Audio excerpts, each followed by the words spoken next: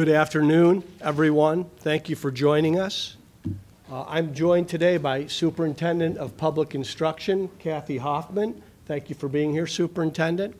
Of course, the leader of Arizona's Department of Health Services, Dr. Kara Christ. Thank you for being here, Dr. Christ.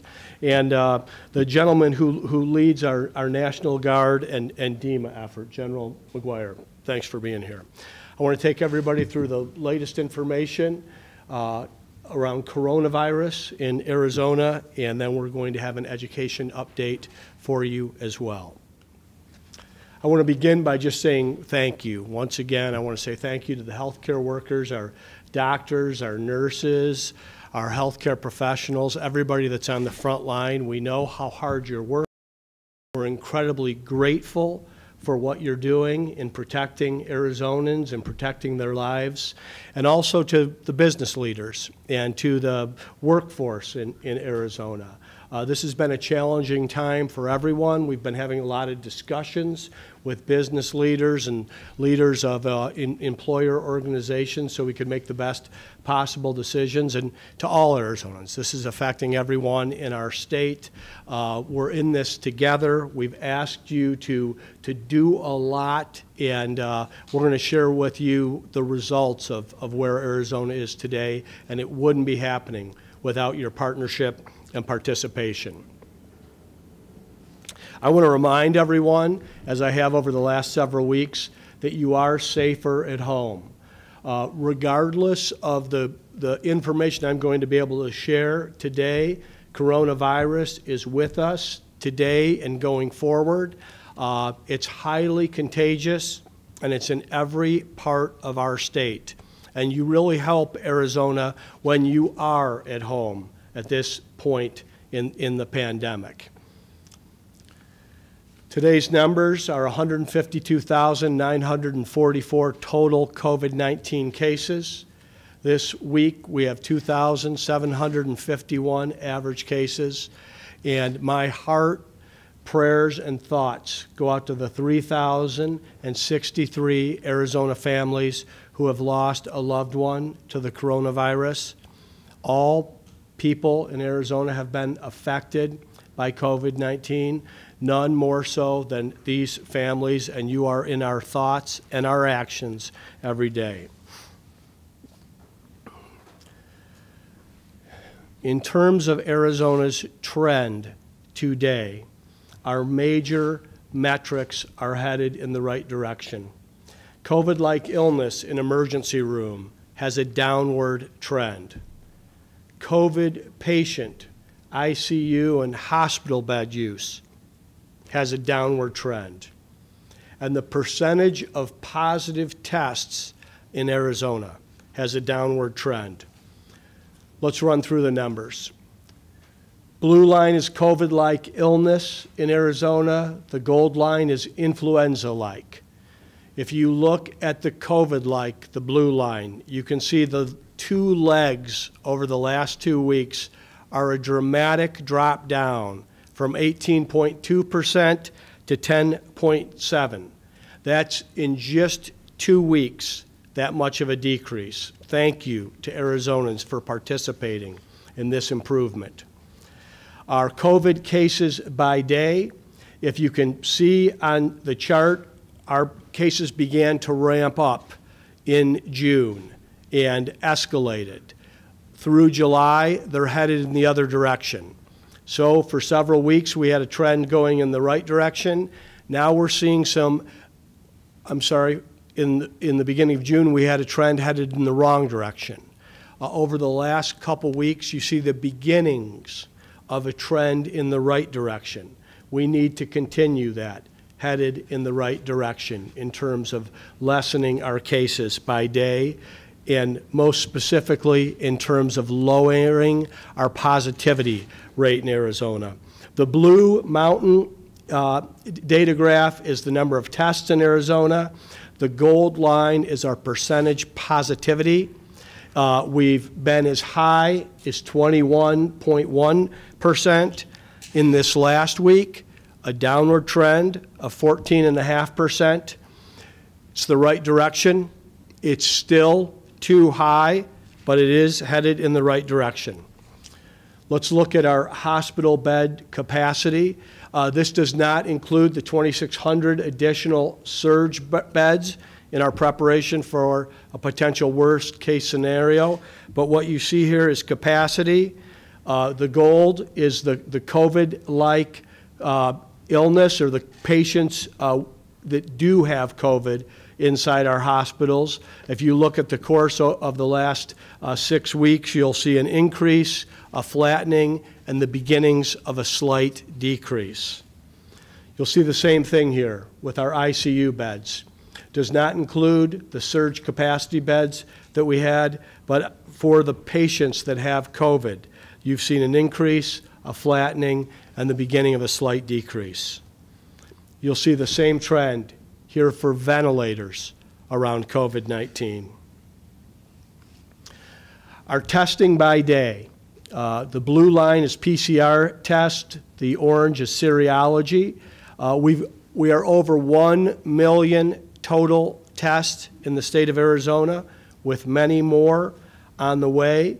I want to thank Dr. Crow for the saliva test that ASU has innovated and will be bringing to market. Dr. Robbins for his leadership on the serology test. We do have some issues around demand for our testing. We have tests available, and we want people to take advantage of that. We're going to be talking about that a little bit later in the presentation. Let's talk about the recent actions that we've taken in Arizona to slow the spread of this virus. We've basically been prohibiting large gatherings. I want to thank our mayors and county superintendents. We have nearly 90% of our state with local mask ordinances. They make a real difference. We've paused operations on gyms, bars, nightclubs, water parks, and tubing. Superintendent Hoffman and I delayed the first day of school, and we've reduced restaurant capacity in Arizona. So let's look at how that has affected our results. Nearly 3+ weeks ago, I introduced this number, the R0 number, into our discussions. This is the number that represents the average number of people who become infected by an infectious person. When this number was introduced on June 29th, Arizona was at 1.18, meaning for every infected person, more than one person was being infected. Over the last 3 weeks, Arizona has moved that number 20 basis points in the right direction. Our R0 in Arizona today is beneath 1, and it's been beneath 1 since July 15th. So I want to say thank you. That couldn't happen without the participation of the citizens of Arizona. People are listening to the safer at home instruction. They're limiting mobility, and it's resulting in positive numbers and direction for our state. This is the New York Times showing daily cases per 100,000 individuals in the state. It tracks hot spots in Arizona. If you can see from the 14-day trend, in many parts of our state, and specifically in the most populous parts of our state, we're seeing a decline. But we're not seeing a decline everywhere. So I'd ask you to continue to stay vigilant, to know no matter whether you're in Phoenix, Tucson, or a rural area, the virus is contagious. And if we don't do the things we should be doing, it can begin to more rapidly spread. These are the newly reported cases by day in Arizona, according to the Times. You can see what a tough June the state of Arizona had, how it began to flatten with some of the mitigation measures we put forward several weeks ago, and now we are seeing a decline in cases, and we need to continue to see that. Now, Arizona's increase in cases begins in June. Our country had a flat June. Their escalation has been in July. That's where we've seen our downturn. I said last week that for weeks and weeks, Arizona was on this page every time I looked. This is where new cases are increasing in our nation. Today there's 42 states and territories where new cases are increasing. Last week, for the first time, we moved to where new cases are mostly the same. And this week, for the first week, we're one of 2 states in the country where new cases are decreasing. That's where we prefer to stay. And that's where some of the actions that people are taking and the mitigation can keep us. I hear the folks that don't want to hear from the New York Times and don't want to hear what they have to say. So if the New York Times isn't good enough for you, take it from MSNBC. They also show a decrease for cases in the state of Arizona. And for folks who don't want to hear from mainstream media outlets, take it from the gold standard of excellence in public health internationally, Johns Hopkins University of Medicine. To my eye, Arizona is the greenest state in the nation. That is a downward trend over the previous 3 days, and we've been there now for the last 2 times that we visited. That's where we would like to stay, is with a downward trend.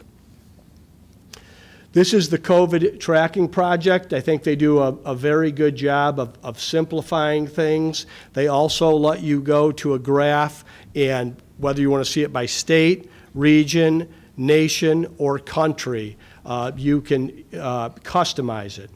This is Arizona's daily case count in red and our hospitalizations in blue. You can see very simply that we've hit a peak and we've begun to head in the right direction. Let's continue that so that we don't have another peak. It's not unusual after we finish the presentation and turn it over for questions for someone to ask every now and again, how do we trust the numbers that Arizona is presenting? First, I want you to know that the COVID tracking project gives Arizona an A+ for our data information, and that's the Arizona Department of Health Services. That's azhealth.gov. So I know Arizonans can deal with the truth. We just want to make sure that you have the facts at the end of this press conference. Now let's talk about Arizona's new normal and what we see for the foreseeable future. We have been in the unhappy but necessary business of breaking up large adult gatherings. That's why you've seen the businesses and venues here not operating in any of the traditional senses with people and fans and congregations. And that's where we're going to be for some time. So today we're going to continue to press on with the strategies that are working in Arizona and continue them. So today's announcements around mitigation are that the closure will be extended for gyms, bars, nightclubs, water parks, and tubing. Now, people ask, how did we come up with these venues for closure? And I want you to know this is the direct recommendation from the Centers for Disease Control. So when you say your decisions are going to be guided by public health and not politics or what's popular, you listen to public health, and the recommendation for these venues is closure. That's where we are at this time. So there's no victory lap today. There's no celebration. Okay, we cannot let up. We need to continue to be vigilant every day in the state of Arizona, to continue pressing and to make sure that we stay focused on the fundamentals. So no victory lap, no celebration. only continued physical distancing, washing your hands, and remembering that you're safer at home. In addition to that, one of the things that you can do that will make the biggest difference, of course, is wearing a mask. And I want to thank Arizonans from all over the state. I've been sent pictures. I know the pictures that oftentimes make the media are the ones that are outliers, but I know people all over our states, and especially in large crowds and when they haven't been able to socially distance, are more often than not choosing to wear a mask. And I want to thank you for doing that. We want to make sure that everybody that needs a mask has access to a mask. We want to ensure that masks are there for vulnerable Arizonans. We introduced this last week at the press conference, and we're proud to partner with Hanes to provide free cloth masks to Arizonans' most vulnerable residents and to prevent the spread of COVID-19. We've had over 44,000 mask orders that have been received, and they're shipping now. Thank you for the order, and thank you for wearing your mask. I also have worked very hard with local leaders, influencers, and decision makers from around the state to make sure masks are seen as a good idea and something you're doing so that we can protect lives in Arizona and protect our livelihoods. And I want to thank the leaders in the advertising industry, Reister, Lavich, High Noon, Off Madison, Urias, LT, R&R, and HMA Public Relations. We brought them together. We challenged them to help us make wearing masks more ubiquitous and prevalent, pull the politics out of it, and make it part of what we need to do to get the pandemic behind us. And we think that they've done some good work. And there's going to be an ad campaign. We're going to be advocating and resourcing this campaign statewide. We're grateful for their work, and the campaign's going to be called Tougher Than COVID. We're going to take a look at a couple of the spots now. So hopefully this will play through the viewership of the conference. Funny thing about boxing gloves, they protect me, and they protect you. Simple. Which is why I don't get the reason some people won't put on a cloth mask to fight COVID. Doesn't make me feel weak.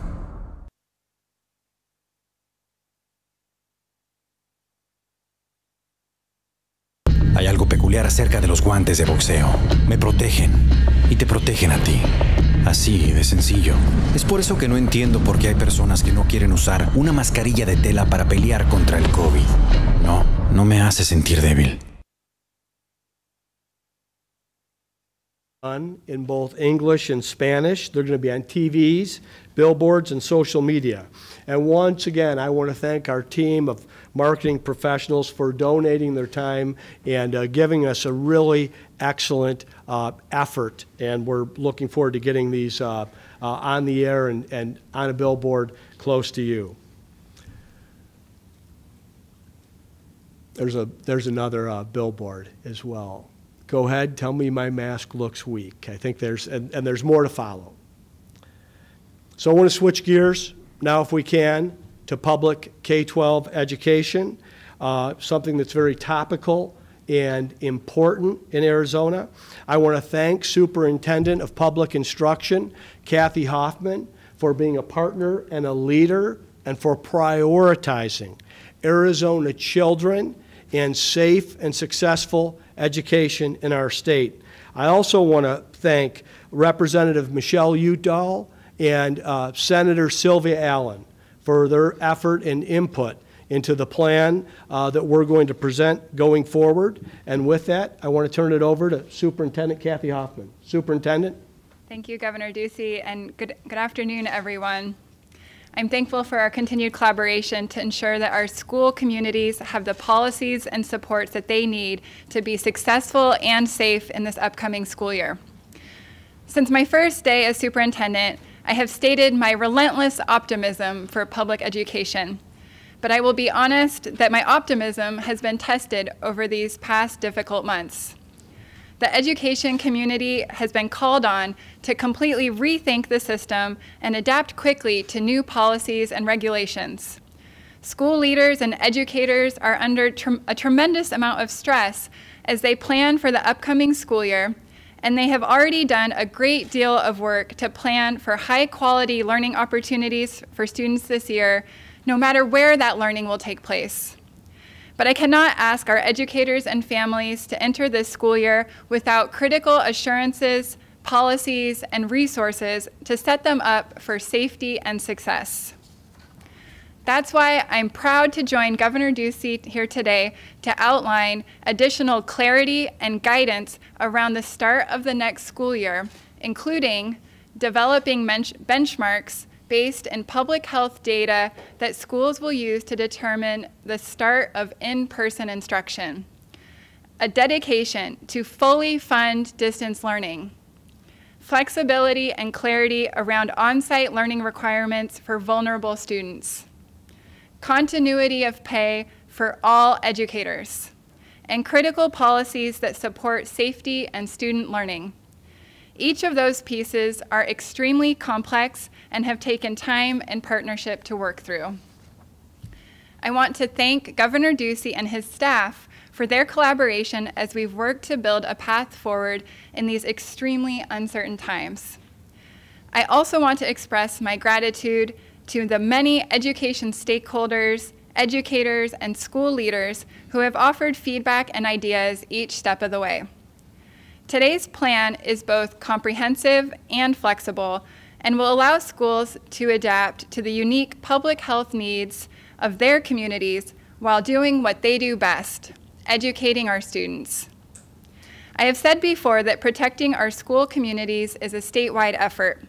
I want to thank the members of our congressional delegation who have reached out to offer their advocacy for critical additional funding for schools in any upcoming relief packages.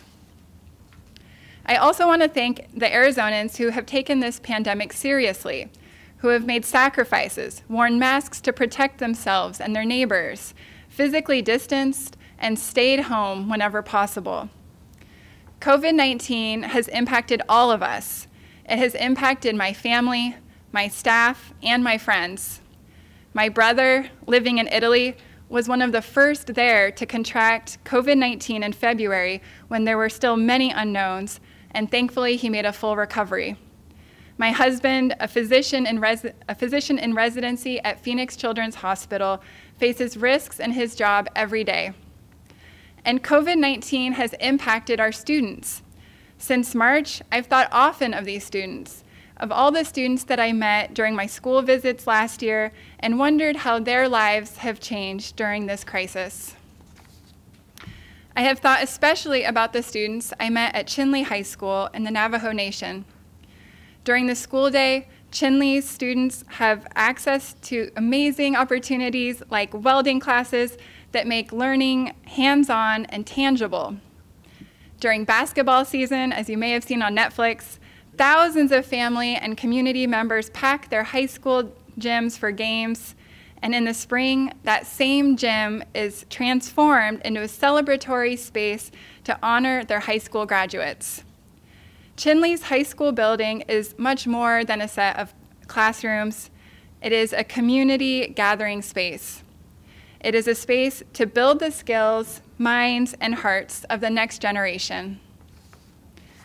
This is why I take so seriously the opportunity for schools to safely reopen their facilities. It is the reason why I call on Arizonans to mask up, physically distance, and stay home whenever they are able. But I want to be clear that teaching and learning will happen no matter what the next school year looks like in your community. And I am thrilled to join Governor Ducey here today to share our guarantees on how we will support schools in providing safe instruction and critical services during this next academic year. Thank you. Thanks very much, Superintendent. So let's run through the plan for the next school year. Arizona will be open for learning, and our priorities are going to be public health and safety. We're going to make data-driven decisions. There will be parental choice. options for families in different situations, flexibility to our school leaders, and recognizing that the achievement gap and the digital divide are real and do everything we can to reduce and eliminate it, and viewing our schools as our most essential service we provide as we move forward. And I also want to thank all the leaders, influencers, and decision makers, superintendents, and the superintendent. This plan was informed by your input. While much of the public discussion has been focused on a date certain, the focus needs to be on ensuring that Arizona students have a successful academic year. The goal is to provide our students with rigorous instruction and consistency in learning while prioritizing their health and safety. This is the greatest challenge to public education in our lifetimes.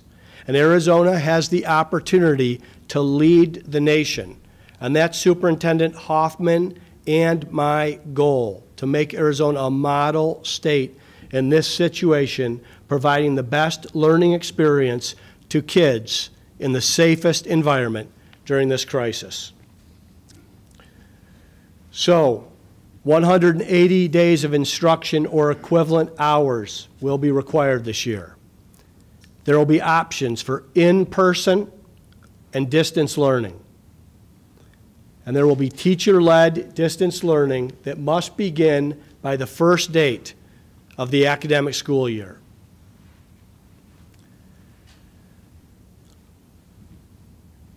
Children deserve a safe learning environment. This includes kids, and especially kids, enrolled in free and reduced lunch programs, special education students, English language learners, and foster kids. So our schools must provide free on-site learning and support services while implementing healthy and safe protocols in the required on-site learning. Our decisions will be data-driven, with maximum flexibility to local school leaders, recognizing they need public health data to make decisions. The Arizona Department of Health Services will develop and release public health benchmarks for the safe return of in-person, teacher-led classroom instruction. Local school leaders will make the determination and consider these recommendations. Face coverings. Schools will develop and implement face covering policies.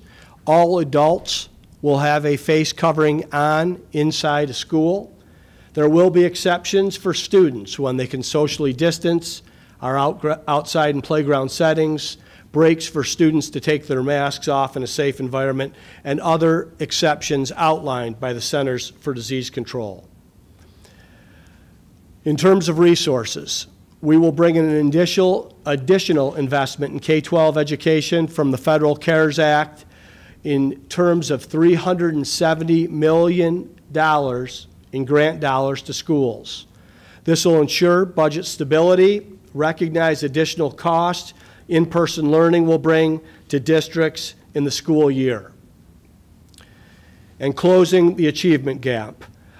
This has been pointed out by many leaders in K-12 education, how real this was, how it was amplified last year. I want to thank Dr. Chad Geston of Phoenix Unified for pointing this out in our last visit.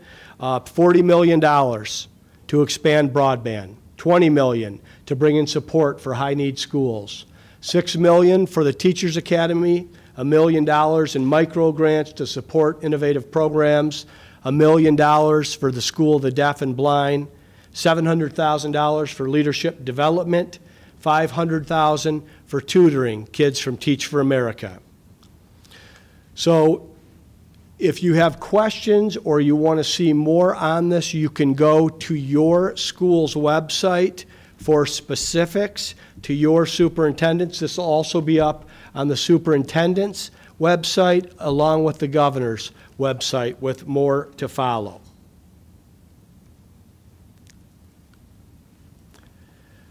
Learning starts now, and when you want to see the specifics around now, that's where you go to your local website. Switching gears again around getting tested, talking about the coronavirus. We know people want to get tested. We have prioritized essential workers, symptomatic, and sick folks. Today, we have tests available. This is CDC surge testing. These sites have been up and running since Friday. To date, the wait times have been minimal. And unfortunately, the demand has been low. If you look in Maryvale, our test capacity has only been, had 28% of the test that's been administered. And in South Phoenix, it's been less. So we want more people to get tested at these sites. It's completely free. There's no ID required. Centrally located in the valley, and you'll have the results between 48 and 72 hours. If you need more specific information, go to azhealth.gov/surge testing. And with that, I want to turn it over to Dr. Kara Christ for a public health update. Dr. Christ? Thank you, Governor. So as just a reminder to make sure that everybody understands the risks that they are facing when they are leaving their home, we want you to know the risks. You want to ask yourself those questions before going out. So how many people will you interact with? We know that the more people that you interact with, especially in close contact, the higher your risk for transmission of COVID-19. Are you able to physically distance from people? That is one of the biggest that will block transmission if you can keep 6 feet of space between you and others. And if you'll be indoors or outdoors. So if you are outdoors, you have more opportunity for physical distancing and you have more opportunity for better ventilation. And then what is the length of time that you'll be interacting with people? The more time you spend with people, the more transmission of COVID-19 becomes a risk. So to talk about expanding testing a little bit more, ASU will be expanding their saliva-based testing sites. These are the free sites that they collect at. They will continue to operate out of the West Valley. We will be adding sites in Pima County, Coconino County, and La Paz County. And then we have been working with additional providers to expand testing or to expand their capacity, and that includes Embry Women's Health, CVS pharmacies. The federally qualified health centers will be receiving grants to provide testing at their centers. We're working with Equality Health to expand their testing in partnership with CLPC, as well as Banner has expanded the number of tests that they can perform, and they do have sites that are available. We're hearing a lot about the lab, the turnaround times, and how long it is taking those labs to get results back to individuals. And from a public health standpoint, this is a frustrating point because we have a limited time in which we can react, we can do the case investigation and stop further transmission. So to give everyone a little bit of information, we have 28 commercial, university, or public laboratories that can report to us electronically. We call this ELR. There are other operating labs that do not report electronically. Those are not included in some of the statistics because we don't have the insight of when they received it and when they were able to process it and report it.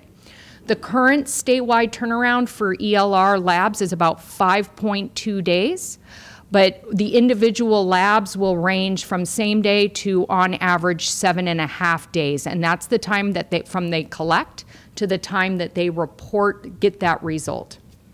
Obviously, since 7.5 is an average, we do know that there are days that are longer. We're getting a lot of questions about the viability of the samples and how long that they can be stored.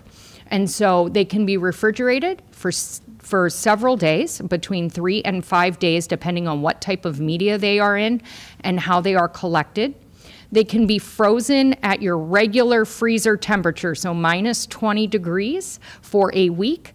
If you put them at minus 70 or minus 80, which we refer to as a deep freeze, they can be frozen indefinitely and rewarmed and then tested. The long turnaround times, like I said, do impact public health because we want to be able to connect with the people. We want to give them the instructions on how to prevent transmitting COVID-19 to others, and we want to get in touch with their contacts so that we can break that transmission chain. So over the last few days, we have been working very closely with Sonora Quest. As I'm sure everyone is aware, we have provided them with funding to bring on an additional machine. This is a platform that won't be impacted by shortages of reagents. They actually believe they will have the first line up of that new platform this afternoon with additional lines. Each line adds capacity, and they should have up to 3 lines available after this weekend. So that will increase the capacity, and they have told us they expect to have the entire backlog of 61,000 tests cleared by July 31st, and that should not be an issue going forward. So to talk about a couple of the initiatives that we announced last week on our hospital resources, we have implemented the staffing initiative. We were able to secure that contract with Vizient. We have placed a request for 584 staff to be allocated to hospitals in every region of the state. We are prioritizing rural hospitals that have high transfer to our metropolitan high acuity hospitals, and then we're prioritizing our large hospitals that receive a number of those transfers. Staffing at some of those sites starts this week. And then the post-acute care initiative. So this week we signed a contract with 3 Ensign facilities to provide post-acute beds at nursing care institutions. These are those step-down people who no longer need to be in a hospital setting but still need to go someplace. Either they need to remain isolated because they are COVID positive, or they need additional care and cannot go home. Those transfers to those beds will be coordinated through the Arizona Surge line. We are holding those beds on behalf of the state and then working with the provider to fill those beds. We're continuing to identify additional partners along the whole spectrum of post-acute facilities. And then we do have now additional providers reporting into what we call the PACT dashboard every day, so that our discharge planners at our hospitals, if they have someone who is ready to go, can find a spot for them outside of the hospital. Thank you, Governor. Thank you very much, Dr. Christ, and thank you to your team. I know how hard they've been working at the Department of Health Services. And with that, I want to turn it over to Major General Mick McGuire to give us an update on all the good work that DEMA is doing. Thanks, Governor Ducey, and thanks, Superintendent Hoffman, for joining us today. I just want to give a quick update. We continue to support the 2 FEMA HHS surge sites, as the Governor mentioned, in Maryvale and South Mountain. For all the citizens out there, those sites will end that drive-through opportunity next Tuesday. And HHS and FEMA has agreed to allow us the additional capacity to be surged into Yuma, Pima County, and Coconino County as required based on the requests of those counties. And then additionally, we continue to look forward to extending the mission on the food supply stuff, and we should have an answer back to the media by next week on a federal decision on extension of the food bank mission and other things we're doing around the state. Thanks so much, General McGuire, and thanks for all the good work that all the people at DEMA are doing, and the brave women and men of the National Guard as well. They've been helpful at every turn, and all of Arizona is grateful. So our plan of action moving forward is that we're going to continue to take a responsible approach, and the decisions from my office will be guided by public health. We're going to ramp up the testing to identify infection in Arizona. You can see the investment around increasing lab capacity and the additional collection sites. We want to provide relief to health officials and contact tracing to contain the spread, and we'll measure the efficacy of our mitigation strategies.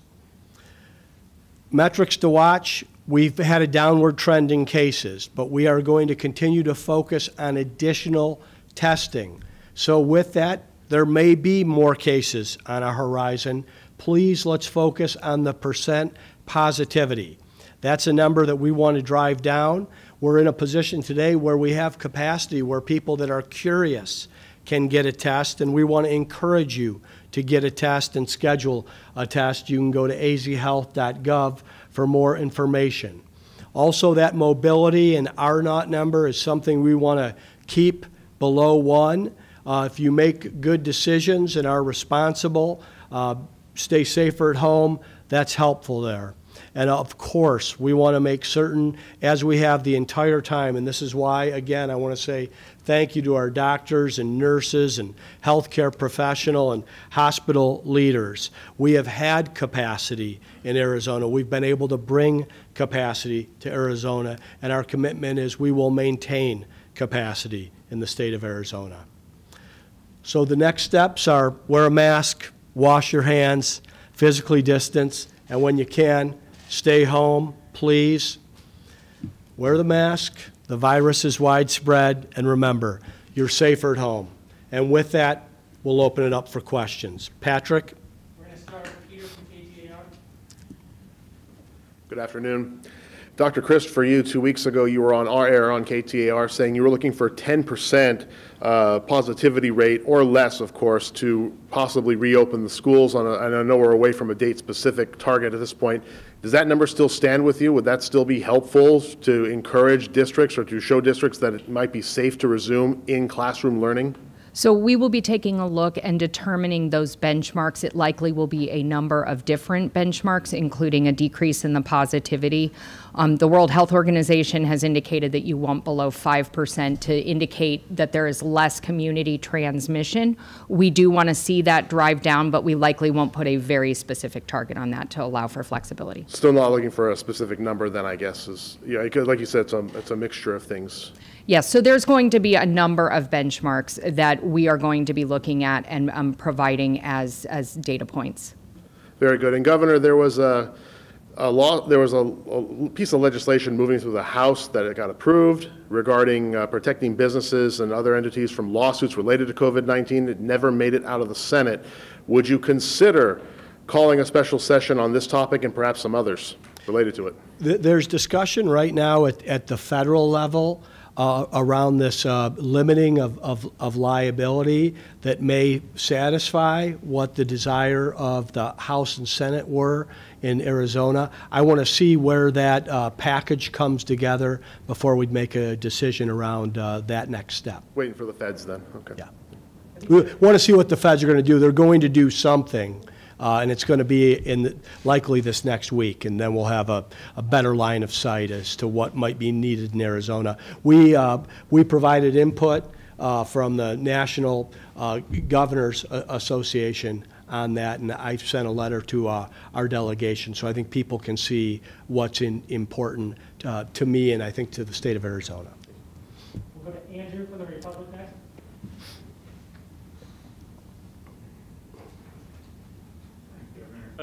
Similarly, I wanted to ask about Congress has not extended yet the $600 in additional unemployment benefits that a lot of Arizonans are depending on. And some of the reports we've seen have indicated that they might extend those benefits partially, so cut $600 to $300 or $200. Are you considering anything at a state level, like raising the benefit cap from $240 a week or increasing the earned income disallowance to alleviate that burden on Arizonans if that becomes the case? So, Andrew, well, of course, we're working with our delegation. We sent a letter to our delegation shared widely with Congress earlier this week. The benefits go through this week.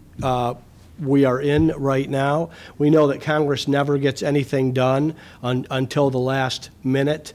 So anything that's going to come from the state would come after we have a better idea what's happening there. But that, where Arizona's been able to navigate through this in terms of putting our safety net out, making sure no one has fallen through the cracks through a lot of displacement, was a partnership with our federal government in doing that. We'll need that to continue to do that. But we're not looking at anything of state policy.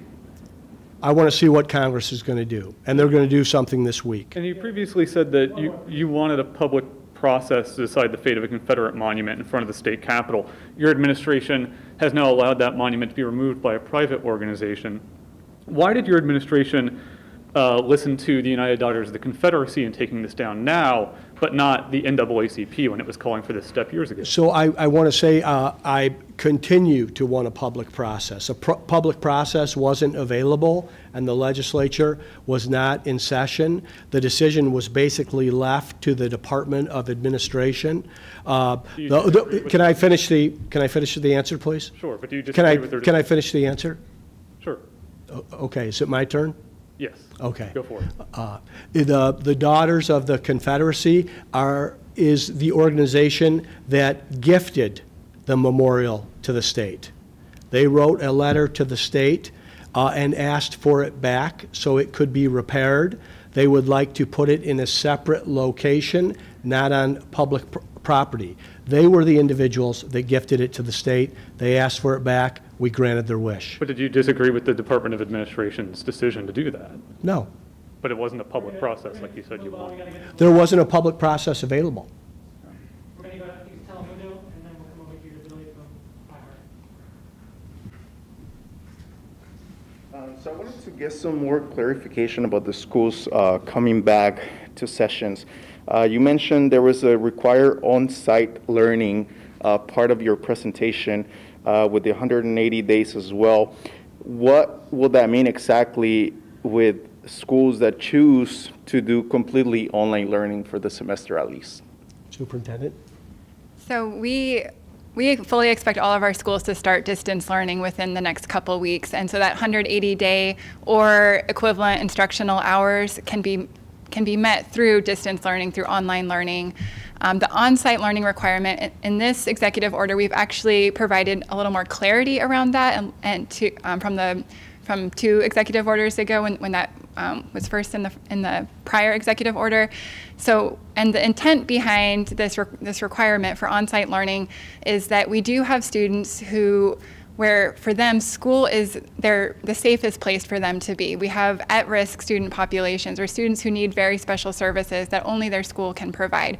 And so some of the clarification that we provide through this new executive order is, for example, that a district doesn't have to have that at every school. It could be one school per district that provides that on-site learning. It could also be through a community partner, like the Boys and Girls Club has stepped up and said that they're willing and eager, enthusiastic to help serve students as well. So, we wanted to make that really clear that the intent behind that requirement was to make sure that kids who really need it have a safe place to go. Okay, thank you. I get it now.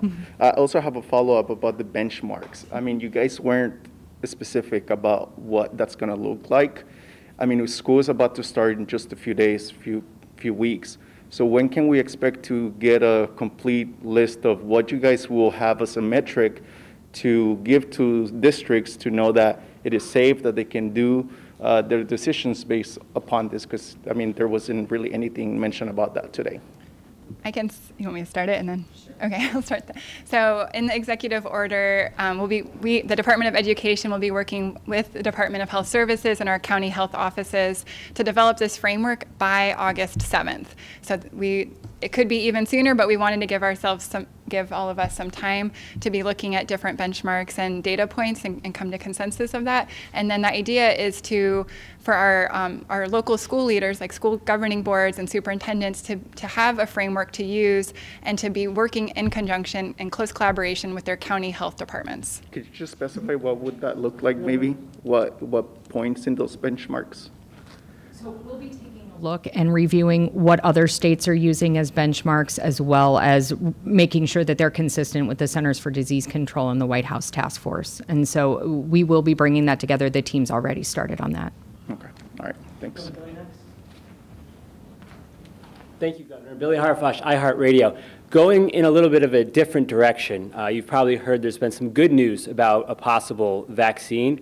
As you know, there's a significant percentage of the population in this state that are anti-vaxxers. They'll just never take the vaccine. There's also some people that are on the fence. I wanted to know your plan for educating the people of Arizona and to ensure that people actually take this vaccine. And one quick question for you, Superintendent Hoffman. Will schools be required to report COVID-19 positive cases? And that's coming from parents across the state. They want to know if there's a case in their kids' schools. Thank you. So, Billy, I appreciate the question, and I remain hopeful and optimistic as well. At the same time, I've got to deal with the facts that are in front of us. I would welcome the challenge of helping educate Arizonans as to why this vaccine would make our lives safer and healthier if and when it's ready. I think we all know what a long shot any vaccine like this is. We've got the smartest, most innovative medical professionals in the world in our nation, but if that is something that we would have available to us, that's something that I think you'd see a full court press across the board to make certain that the maximum amount of our people were able to have the immunity to this virus. Thank you. In terms of reporting, our schools still have to follow HIPAA requirements and things like that. So we have been working closely with the Department of Health Services and developing, well, the Department of Health Services has been developing protocols for our school leaders so they know exactly what steps to take when there is a positive case in the school community, whether it's a student or a teacher or staff. So if there is a positive case, will the parents and the kids in that specific school know there was a positive case? That's the question. So they are working on those protocols. There usually does require notification if there is a disease in a classroom that could be spread, and so we'll be working on that as part of the guidelines. Thank you. Come up here, we have Nicole and then Holly, and then we'll take a question. Hi, everyone. Governor, I just want to ask, why do you sit here and tell us things are positive? You showed us MSNBC, New York Times, Johns Hopkins. Why are you not showing us local data like ASU? They're doing model predictions as well and Nicole, tracking our cases. I didn't say that things were positive. I said these are the facts. These are the data metrics that we have, that there's no victory laps, that there's no celebration, that we'll continue to be vigilant. And part of the reason that I show other independent and sometimes adversarial sources is because of exactly what you're asking right now. How can you Everything that is put up here is informed by the Arizona Department of Health Services, which from the COVID tracking project has an A+ for its data. I present the facts. Governor, how can you say that cases are going down when there's a 62,000 backlog at one of the state's largest labs? Testing is dropping. How can you make data-informed decisions without that incomplete data? And how did that backlog get this bad? Well, first, and if we're not testing and turning tests, then there's not cases, right? We are testing. We have over 1 million tests that have been conducted in Arizona. Our cases are going down by our data and by independent sources' data. Our cases are going down. Now, there is a backlog. That is also a fact. The private labs have been swamped, and we're in a bit of a dilemma. One is Dr. Christ is going to talk about the efforts and the resources we're providing to the private labs so that we get those facts and that they go into the positivity rate. And then the other issue that we have is we don't have the demand for the tests. We have several weeks where the demand is off the charts and cars are parked around the block. Today we have 2 sites that are operating between, I think, 8 a.m. and 2 p.m. They're wide open. You don't need an appointment, and no one's going through them. So we're encouraging people to get a test. That's a test where you'll get a result much more quickly. And if you want to talk about the backlog at Sonora Quest, I'd be grateful. Let's answer the question. So with the backlog, that is something that we're working on. So we always fill back to the date of collection because we believe that that's the closest evidence to when somebody was sick, is the day that they go and get that lab drawn if they had symptoms. So it will be backdated. What we tend to see is as it goes back into the date that it was, it actually adds to the number of tests, but then the percent positivity decreases because we do that not only for positive labs, but for negative labs that are put in. Okay, well, testing and we would like to see nothing more than our positivity decrease. So we are very eager to get those samples run. And Governor, the testing has gone down in 7 days compared to the week before. That's accurate, Nicole. Like I said, there's not demand. Okay, Governor. Well, what about trust then? How are parents supposed to trust what you are coming up with right now with our children? Lives are on the line right now. Survivors of those who have died, those in nursing homes, businesses, they say you're incapable of managing this pandemic. Why should they trust you to move forward with these metrics? And Superintendent Hoffman, do you trust Governor Ducey moving forward with making sure these are data-based, real metric systems moving forward? Superintendent? We're all faced with making extremely difficult decisions, and so I'm not here to question Governor Ducey's decisions, but what I will say about trusting the data, that's why it was so important to us to be working with the Department of Health Services and also the county health departments in coming up with a plan together of what data points to be looking at, and not just one data point, so that we can look at the whole context at the local level when we develop this framework. I'm working with the subject matter professionals, the experts, and across the aisle, and I'll continue to do it. We're going to go to Holly next. Thank you. Good afternoon, everyone. 3 questions. One's really simple. How does any of this affect private or religious schools? Does any of this affect any of them? Not directly. How does that affect them indirectly then? Indirectly, oftentimes, or at least in past scenarios, they've looked to state guidelines and guidance to inform their decisions, but they have options. Okay. You also said twice during your presentation that you're being guided by health, not by politics. You talked about that in terms of leaving the bars closed and the gyms closed. That same CDC report also says you should take restaurant capacity down to 25% and take group sizes down from 50 to 10. Why aren't you following that if you're following just public health? So we are following the public health, and the directive or recommendation around a closure directive is much different than a limiting in terms of occupancy. At least in discussions with the leaders on the task force in Washington, D.C., the objective around those numbers is social distancing. And you can see some of the issues that we've had here in Arizona and some of the other western states, including California and Texas. Their climates are different than ours. Their options for some of their venues are unique to ours. So our guidance has been so that we can keep the social and physical distancing. And like I said, we've seen the numbers going in the right direction. We continue to monitor it, but we have options if we need to change. Okay, then really quickly, sort of following up on Andrew's question about the monuments. We've gotten rid of 2 of them. There is a monument sitting on state property at the State Cemetery in Sierra Vista that honors the Confederate soldiers for fighting for the right of self-determination, which to a certain extent meant the right to enslave other people. Are you prepared to force removal of that from a state cemetery, of having that on state land? I'm going to stay with the policy that I've had through this. I want to see a public process. When the legislature comes back, we'll have the opportunity to put a public process forward.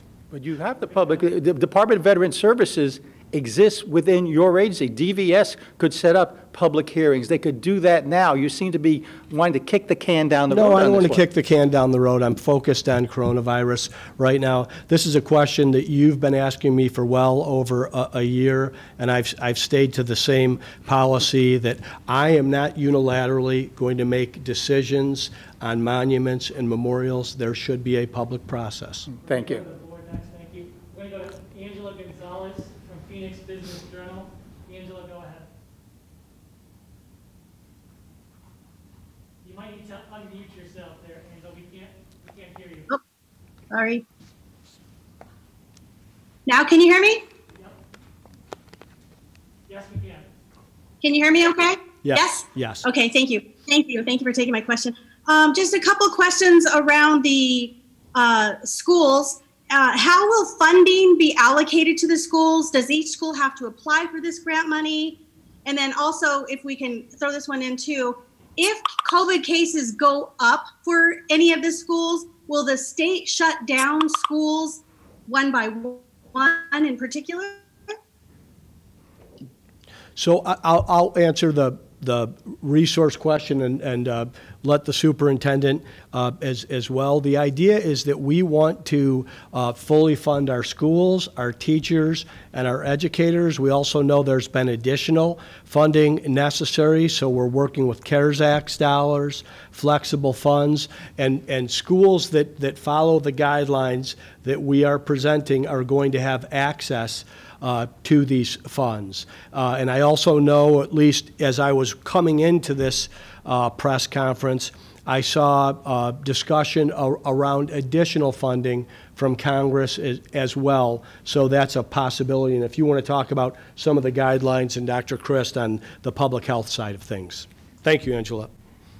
For the guidelines, as far as for when schools open or close, we've already seen many of our governing boards make very difficult decisions about when they want their schools to open. As you've seen, many of our school districts have already opted that they will not offer in-person instruction until October.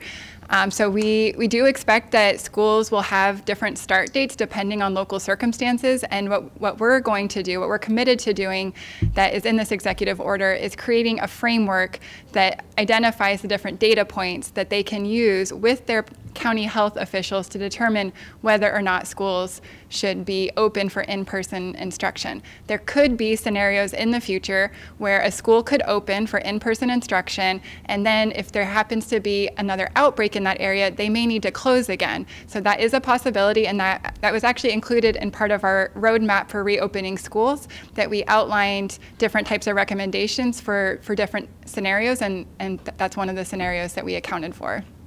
Okay, thank you. Would that mean that the state would shut down a school, or would the school just close their doors on their own? How would that work? So our local governing boards have the authority to make that decision.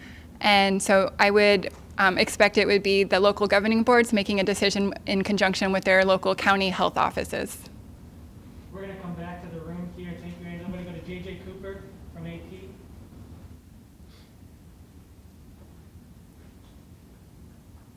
Thanks. We're coming up on the end of summer vacation, and we're just hearing that it's going to be another 2 weeks or so before we get the metrics that schools can use to make these decisions. You know, why aren't those available now or sooner, given that we've known this problem was coming for as long as it's been out there? And then, given the extreme delays in testing and measuring what's going on in the community, how confident are you that those metrics will have reliable, accurate, up-to-date data for the school districts to use? Thanks, JJ, and I think it's a fair question. There's a framework that already exists. Things have changed quite a bit in the last 4 weeks. I think we've been able to see that.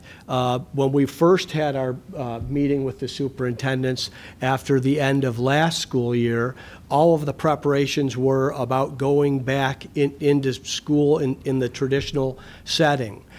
Through the course of the discussions, we've really found that we've got a very large constituency that no matter what in this setting, and I mean no matter what, even back in the beginning, they don't feel comfortable or feel safe and likely do not want to go back into schools until there's a vaccine. We also have a very large constituency that is ready to go back into school in person tomorrow and not concerned about anything that's in front of us. And then we also have a very large constituency that has nowhere else to go except to the school.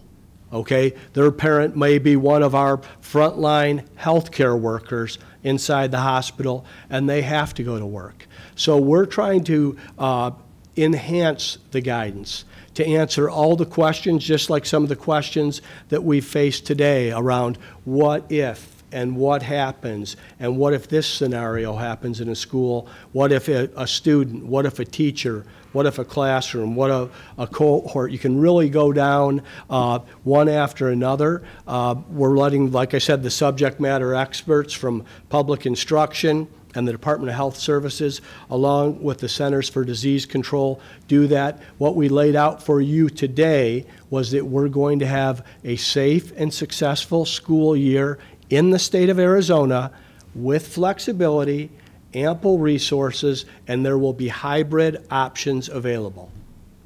For the group that you mentioned that won't feel comfortable going back to school until there's a vaccine, do you foresee there ever being a point where they are told that they need to go back to school before there's a vaccine?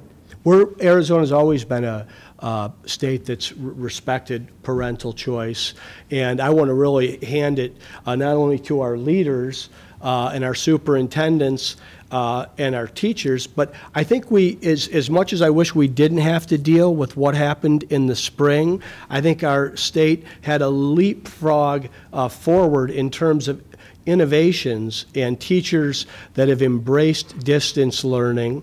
And Chad Gaston in our last meeting said, you know, Phoenix Union and where it is right now has set an objective, at least for the first quarter or first semester, that they're going to be the best in the world at distance learning. So I think having a kid in a classroom is a great thing.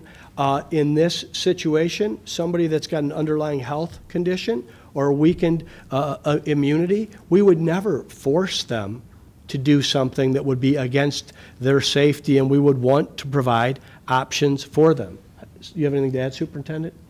The only thing I would add is, because, you know, in these conversations over the past couple of weeks, you know, you asked like what changed. And so a couple of weeks ago, it was more a question of when can our schools open? When can we all open together and get back into the classroom? And at this time, we don't know when that date is. It's not reasonable to set a date because, as you've seen, what's happened is then in a couple of weeks, we might have another press conference like this and set another date. And so we really wanted to avoid that type of situation because every single time we have this type of announcement for our schools, they're scrambling to figure out what's the new policy, what do I need to do now, and communicate that to their parents and families. So when we put this executive order together, it was really important to us to actually go back to the roadmap and think about all the different scenarios that our schools might face in this upcoming year and be prepared for significant amount of time doing distance learning and give those flexibilities and assurances so that our schools are empowered to go for learning to start, which is what we want. We want them to start connecting with our kids across the state.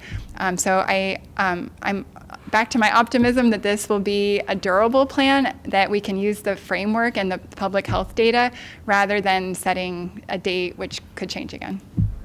And just real quick, the AP reported yesterday that immigrant children as young as 1 are being detained in a hotel in Phoenix before they're sent back to their home countries. This goes around the standard process for unaccompanied minors coming across the border. Are you, do you have thoughts on this practice happening in Arizona? Are you comfortable with it? This is the first that I've heard it. I'd have to know the details and the facts before I commented. Morgan Lowe from 3TV Next. Morgan, go ahead. Patrick. Thanks, Governor. So I'm a little slow. We don't have a date set now for in-person class. Is that accurate? Is there a scenario where it could begin August 17th, like was the target date before? I would say at this point it's unlikely that schools will be ready to start their full in-person instruction on August 17th, but we will have the on-site learning opportunities available that soon. So that will be where schools are developing plans for their at-risk student populations or for serving essential workers, children, and so there will be continued services starting at that time, but in terms of we're not setting a statewide date for when school will start. We're creating the framework so that our schools can make data-informed decisions. Okay. And I also want to say, Morgan, if I can, because there's been a couple questions around the date. The date was something that the superintendent and I were using to make announcements about what was happening, but school in Arizona has never started on a certain date. We've had all kinds of flexibility and option from schools that go through through the summer, that take fall break, and this differs really by governing board and by region in the state. So the idea around the date is we wanted to pull that off the table and give the guidelines where the things that people love about Arizona education, the flexibility, the parental choice, and the additional resources, while allowing the people that know how to get it done and get it done best at the local level to have those flexibilities. And second part of this question, aside from making sure they have a safe and healthy learning environment, we are taking potentially 400,000 to 800,000 people who have been on lockdown for 4 months, and we are going to put them back into the environment. They're going to be around each other, potentially, depending on how many are in person.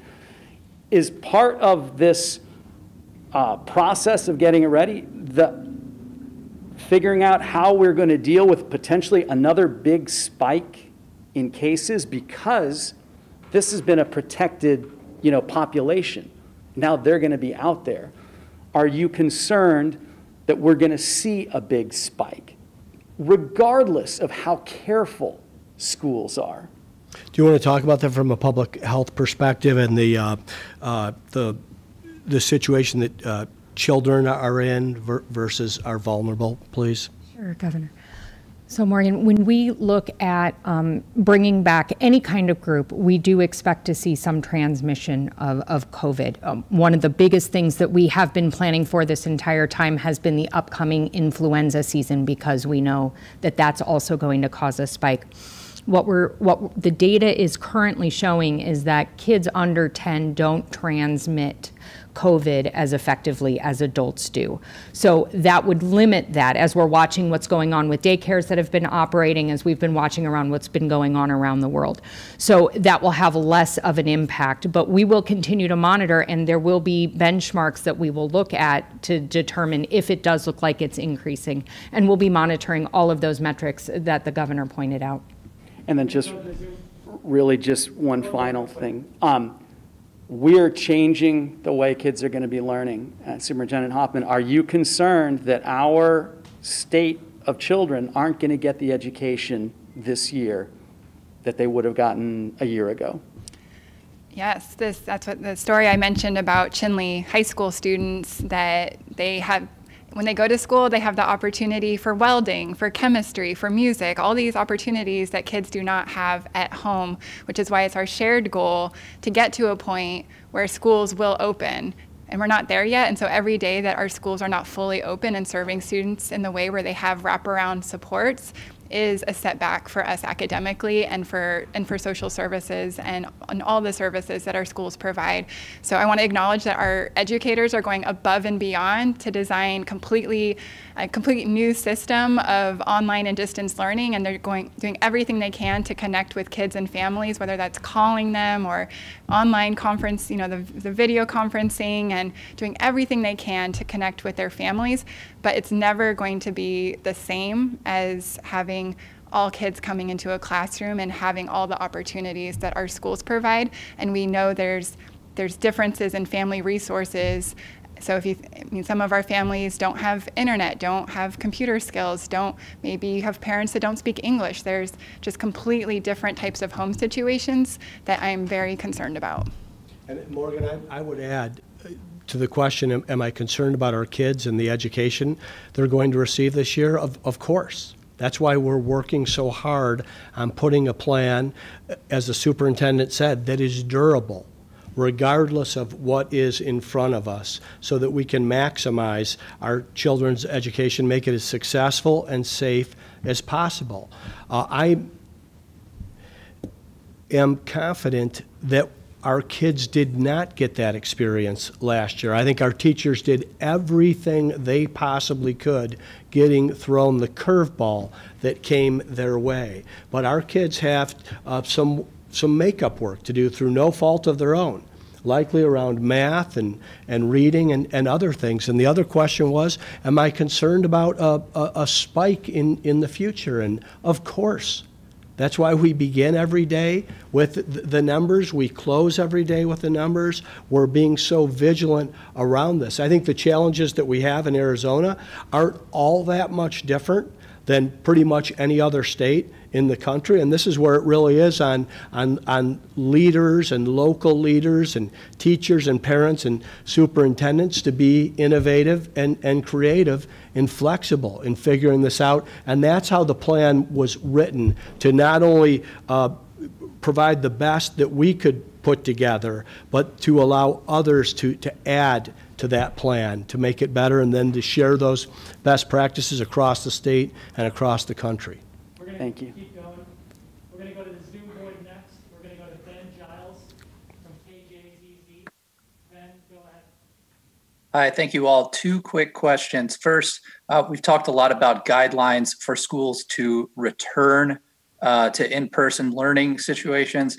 Are there going to be guidelines for what happens if there is a spread of COVID in a school?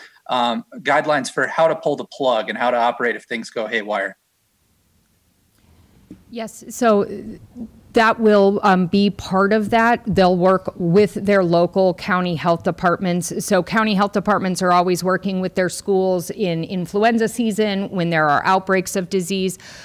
There will be guidelines around that.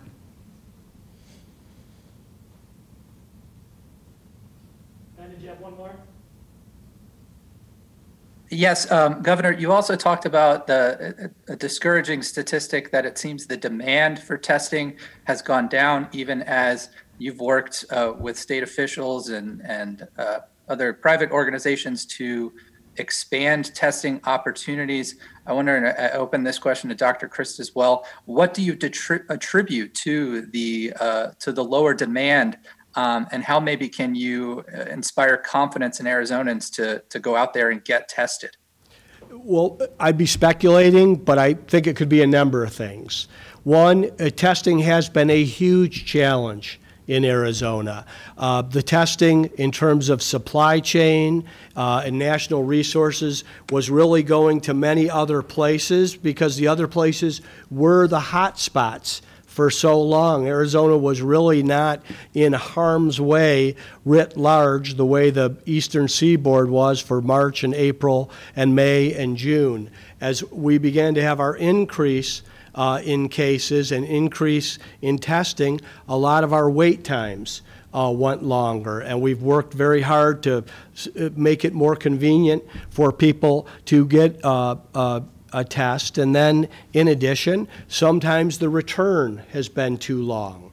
So we think that we've addressed each of those in their turn. They remain a challenge, and I think oftentimes when cases are spiking and it may be more topical in the news, there's more demand from people that don't feel sick or symptomatic, and we've had a couple weeks of improving numbers, and it's taken away some of that demand, and we want to find a way that we can get more people tested, people that are that are feeling sick or symptomatic or in a vulnerable situation or a frontline worker. We're going to prioritize tests for them, but we want the curious now to also be tested. It's one way that we think will be able to further open our economy, make better decisions about things that you get involved in, and we're also quite certain that it will lower our positivity score as well. Dr. Christ?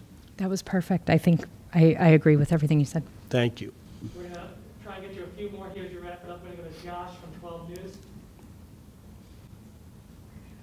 Governor, Dr. Christ. Hey, with respect to the percent positive number, the 7-day average for the state is around 24%, the 30-day average, 25%. That's leading the nation. That number problematic for experts because, again, it shows that there's widespread community being impacted by the virus. Wouldn't that number alone cause you pause and have you, press the brake on reopening, businesses in general and possibly even shutting down the state again? Well, we look at the number over the course of time. Like I said, we have been prioritizing people that are sick, symptomatic, and working in these settings. We're confident. Yesterday's test, the previous week's test, what we've seen in terms of the trend, that we're making responsible, incremental decisions, and we have shut some things down that have been the CDC's recommendation. Of course, we don't want to do that.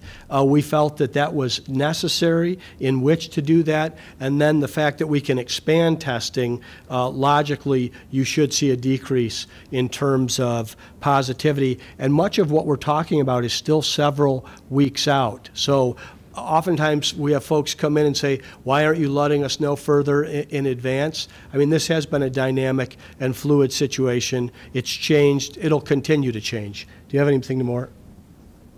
Well, just to add to that, though, again, that number being problematic, and you look over the last 30 days, leading the country when it comes to a 25% positive rate. So, Dr. Chris, knowing, you know, as an expert and knowing that number, how has that played into the decisions that you've made and the conversations that you guys are having across industrial platforms, including education?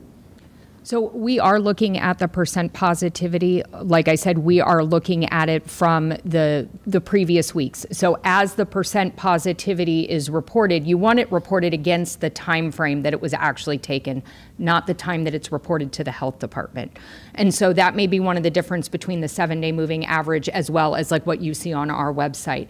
So we are monitoring that. That is a very important factor, and one of the reasons that we made the recommendation not to reopen the bars and not to reopen some of those businesses that had closed down. That was also the recommendation for why we wanted to have the benchmarks so that schools could feel comfortable. We're not recommending that they open next week. We know that we will have the data that should be the backlog should be cleared by the 31st, so we should have all available data. We'll be able to use that as we develop the benchmarks, and our local health departments and our local schools can make that decision.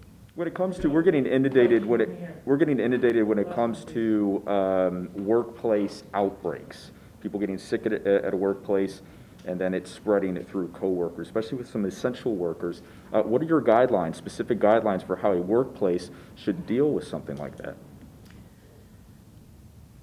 So are you asking about like what guidelines we would put in place to prevent the spread in? I'm sorry. Yeah, we're getting inundated with a number of workplaces across industrial platforms that are dealing with workplace outbreaks. Okay. We have recommendations on our website. If you go to azhealth.gov, it's a lot of those same type of recommendations. So making sure that people can physically distance, that they're wearing masks when it is safe to do so, that they are encouraging people to stay home when they're sick, and they have flexible leave policies so that people can do that. What about an employer that says you can't stay home? We would recommend that they have flexible workplace or leave policies. Has DHS experienced a workplace outbreak? Has DHS experienced a workplace outbreak? Just like any other business, we're not immune to COVID. Is that a yes? We have had cases of COVID. Thank you. Going to go to the board here. One more from Tucson, Lorraine Rivera, AZPM. Lorraine, go ahead. Hi, thanks for taking my question. I have two. One of them for Dr. Christ. Are children at any increased risk of their immune systems perhaps losing some of their ability to fight illnesses, given that they haven't been around each other since March? And then the other question is it may be for General McGuire, but it looks like some of the communities with Native American communities are still struggling. If you could give us some understanding as to why they continue to be challenged given all the resources that have been directed to those areas. Sure. So this is Dr. Kristen, and I can take the first question. So, oh my goodness, all of a sudden it just left me. Around the immune the immune systems. Oh my goodness. Yes. Okay. I apologize for that. When you look at what kids, so our immune systems are challenged all the time by all of the antigens that you are exposed to on a daily basis. We do tend to see increased illness when kids return to school. That just is part of what happens. And so we would expect to see that same type of phenomenon. That doesn't make your immune system react any differently. It's just that you're exposed to different antigens. General McGuire on the tribal nations. Yep, thank you for the question. My assessment of what's happened is if we look at the outbreak in Navajo Nation and the way things have plateaued, as the governor has said many times, it's not time to declare victory.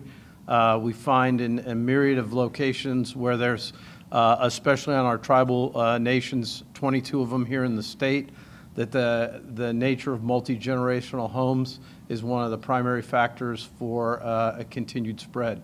So we appreciate the partnership. The three tribes that we've worked with most recently, White Mountain Apache, Tohono O'odham, and Pasquayaqui, we've put resources there. I appreciate your question. We're going to continue to do resourcing blitzes. Tohono O'odham has asked for another testing blitz next week, which we'll support, and we continue to try to do that. But again, ultimately, it's all of us taking seriously the public health advice to try to slow the spread. Thank you, Lorraine. I know that we have more questions, but we really have to get going. I just have one more quick question for the governor. One question. Just the follow-up here. Governor, in the plan ahead here, it says that you want to, quote, continue relief to county officials and contract tracing to contain the spread. Maybe explain to people watching this how that's even going to be effective right now, considering that the turnaround time from labs is 7.5 days. I mean, at that point, contact tracing is almost useless. It is. Well, first I want to say you're right. If we don't have a better turnaround time, that's why we've provided resources to our private providers. We need faster turnaround time. If you go to the 2 sites that are available right now, you do get a faster turnaround, and that's the best and only way for contact tracing to be effective, and that's, of course, what we want. And obviously you guys are tracking that data because you were able to show that for us today. Can you give us a commitment that you'll be providing that data on the dashboard moving forward to see if we are improving in that? Because that seems to be a pretty important metric to be looking at, that because contract tracing is important in containing the spread. And if we're looking at different benchmarks, different metrics to be reopening schools, maybe that should be available to the public as well. We're going to be talking a lot more and have higher expectations around testing, tracing, and when someone is positive, we want to, of course, see the isolation as well. I want to say first, thank you very much to Superintendent of Public Instruction, Kathy Hoffman. We have high hopes and expectations for our families, our kids, our teachers for this upcoming school year. It's going to be an ongoing challenge, and we have put our heads together to put a plan out there that is durable, that is flexible, and that has resources, and we will continue to bring forth information and data along the way so that we can have the safest and most successful school year. To do that, the things that we've done so far so that we could slow the spread, bring our case count and our positivity heading in the right direction, with more to do. Because I come in here and am able to report improving numbers is not cause for a celebration. It's a cause for evidence that some of the decisions and habits and rigor and discipline that Arizonans are showing is working. And I'm asking you to please continue doing that. The idea of wearing a mask, socially distancing, washing your hands, and staying home if sick. And also, when you don't have someplace to go, staying home. If you do go out, then heading home. All those things have been a real positive for our state. If we can keep doing that for some time going forward, we're going to have better and safer options for our kids, our teachers, and their families. Thank you all. Be safe out there.